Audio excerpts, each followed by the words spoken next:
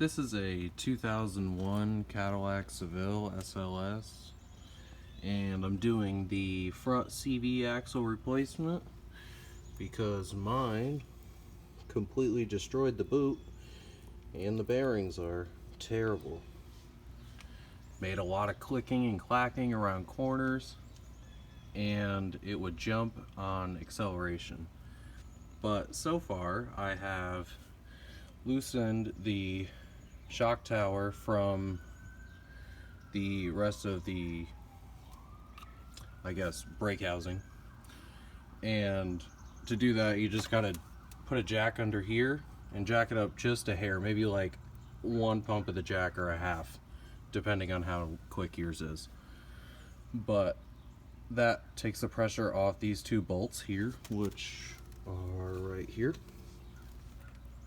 And they have a groove in them, but if you just hit them straight through with a sledgehammer or a dead blow or something of that nature, they'll come right out. This just moves with a little bit of effort. Make sure to unplug the brake line, take the brake pads off, just because they fall out when you tend to hammer those.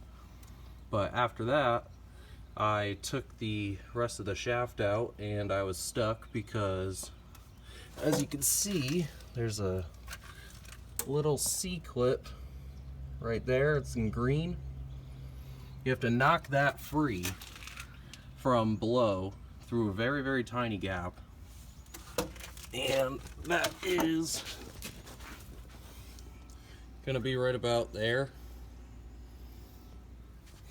And you go through the bottom and make sure to loosen this bolt, which is a